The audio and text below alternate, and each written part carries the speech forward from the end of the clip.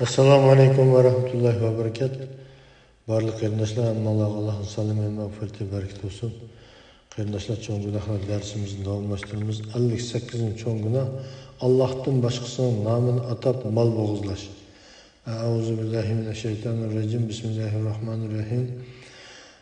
Masalan, mol bo'g'izlaganda bismillah, ya'ni Allohning ismi bilan bo'g'izlayman deyishning o'rniga shaytonning ismi bilan bo'g'izlayman deyish yoki palonchi butning ismi bilan bo'g'izlayman deyish va yoki pustoni avliyoning nomi bilan bo'g'izlayman deyish cho'ng gunohdir.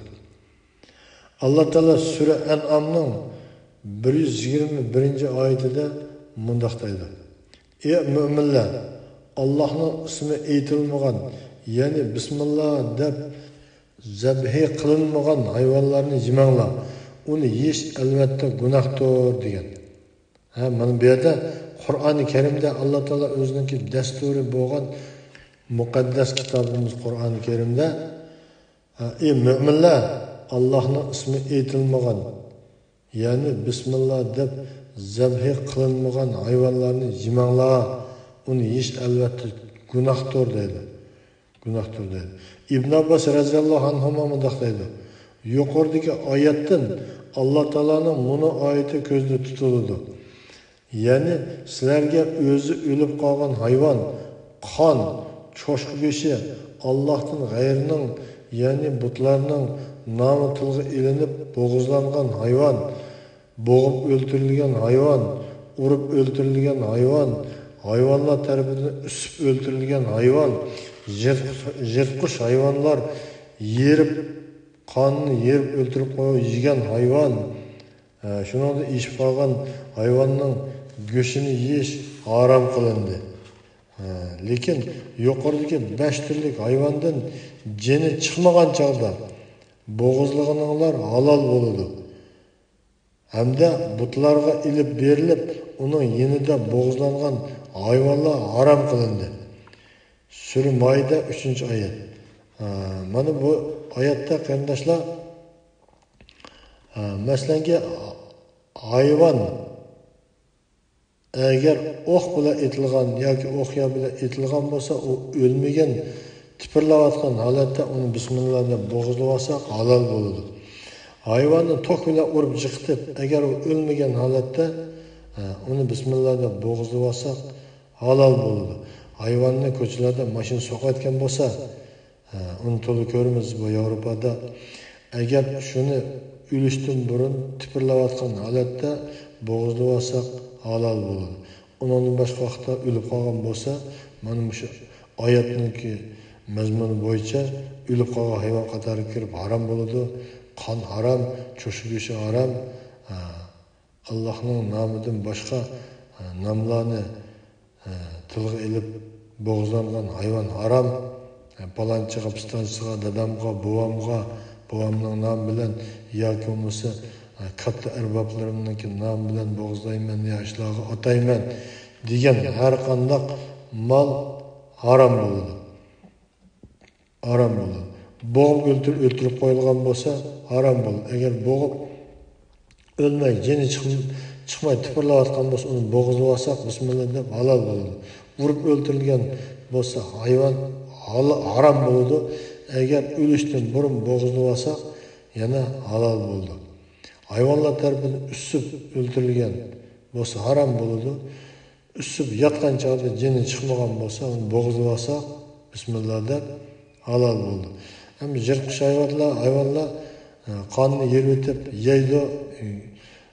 Boshqalar kelib qolsa tashlab qo'yadi yoki qo'shiq to'ygan tashlab ketgan hayvonni azroqini yeb qo'yganmiz, qolgan yeri qilib qolgan bo'lsa, yengidan o'lgan bo'lsa, buni yesak bo'ladi deb yeydiganlar bor, ammo bu harom bo'ladi, harom bo'ladi. Chunki u hayvon o'ltirib qo'ygan narsa. Shuningga qarindoshlar, bu ishlarga diqqat qilishimiz kerak.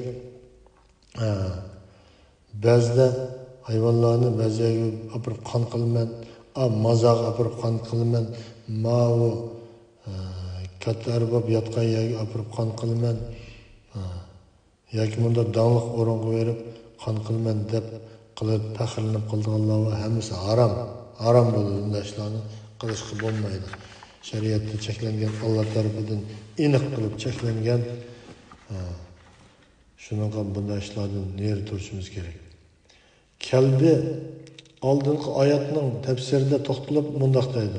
Mazkur oyat Allohning ismi aytilmay bo'g'izlangan hayvonlarni, shundaqla Allohdan boshqa narsaning ismi aytilib bo'g'izlangan hayvonlarni yeyishning haromligini ko'rsatadi. Ata ibn Abu Rabah mundaq deydi. Mazkur oyatda Qurayshlar va boshqa arablar butlarga atab bo'g'izlangan hayvonlarning go'shtini yeyish man qilinadi. Chunki uni yeyish albatta gunohdir deb Alloh taolo aniq bayon qilgan. Ya'ni Allohning nomiga ilmga hayvonning go'shtini yeyish gunohdir. Shundaqla u haqdan jiroqlashganlik va dindan chiqqanlik bo'ladi.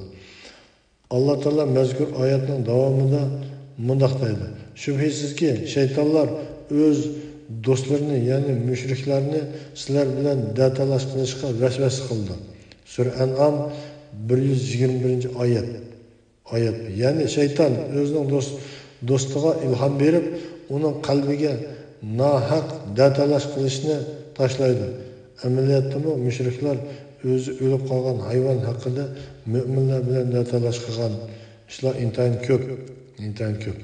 Ibn Abbos radhiyallohu anhu bu oyatning tafsirida mundaq deydi. Shaytonlar insonlardan uyushgan do'stlarga o'z qo'linglar bilan o'ltirgan hayvonni yeysizlar-yu, Alloh o'ltirib bergan hayvonni nimishqa yemaysizlar deb vasvasa qildi.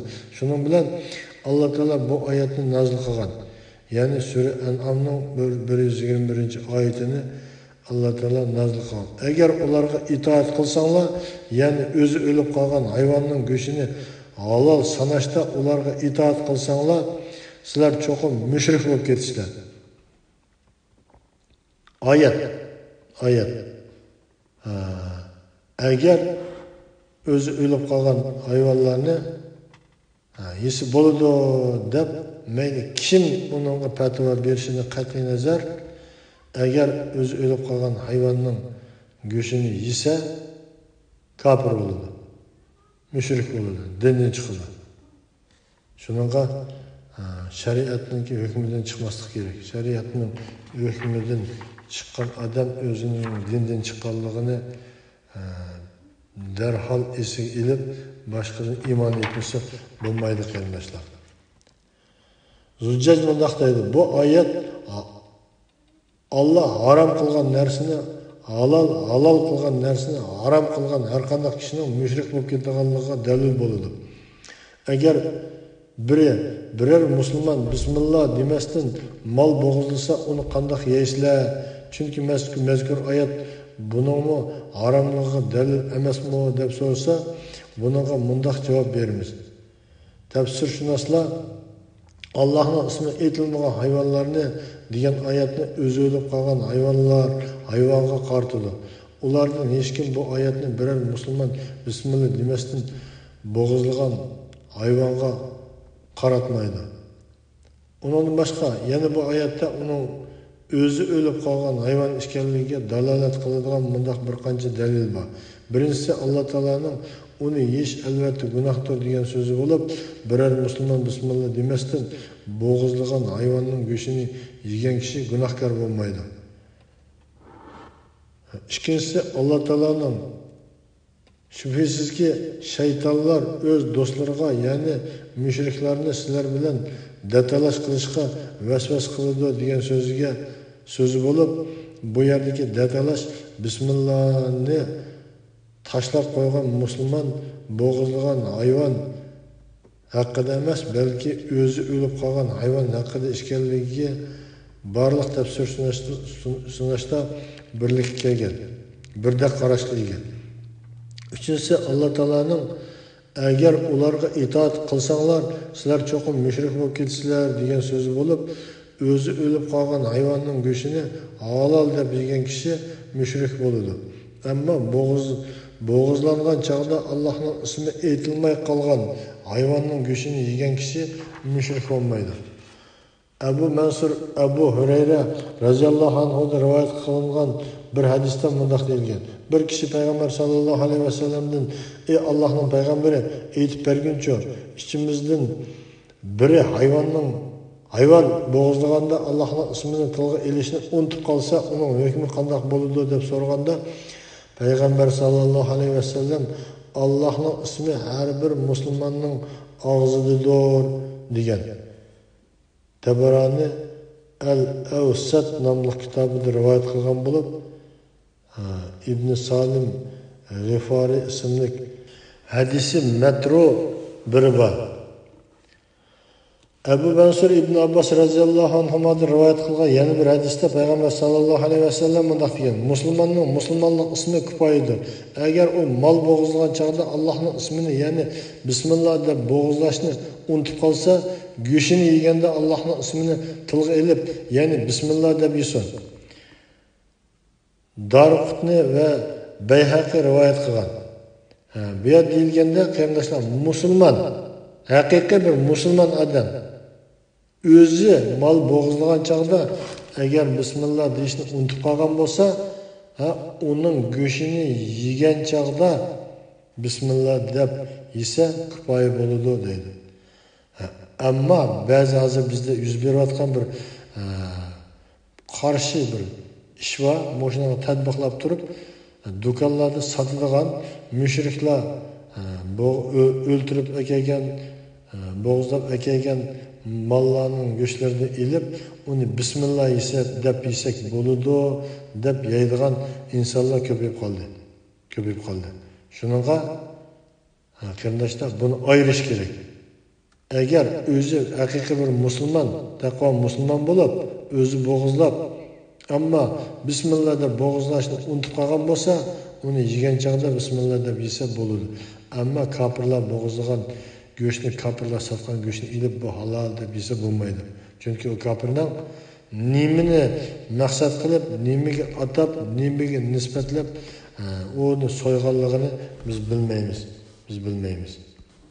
Ayşe radhiyallohu anhadan bunday rivoyat qilindi. Bir guruh kishilar: "Ey Allohning payg'ambari, ba'zi insonlar bizga go'sht ilib keladi, ammo biz u hayvon so'yilgan chog'da Allohning ismi aytildimi yoki aytilmadimi bilmaymiz" deb so'ragan edi. Payg'ambar sallallohu alayhi vasallam: "Sizlar bismillah deb yavringlar" deb javob berdi. İmam Buxoriy, İmam Darimi, Nasai ve Abu Davud, İmam Malik rivoyat qilgan. Payg'ambar sallallohu alayhi vasallamning Allohdan boshqa narsaning nomiga atab mol bo'g'izlagan kishiga Allohning la'nati bo'lsin degan hadisi yuqorida bayon qilingan edi.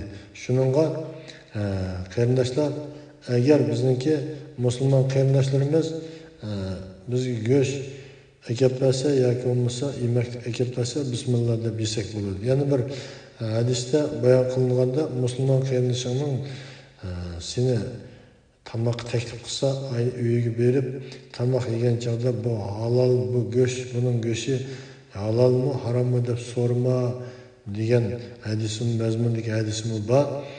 Shuningga qarindoshlar, musulmon qarindoshlarimiz bergan narsalarni bismillah deb yevasak bo'ladi. Agar u harom bo'lsa, gunohi shuning o'ziga bo'ladi. Derslerimizni barliq qarindoshlarga navbatli qilib bersin.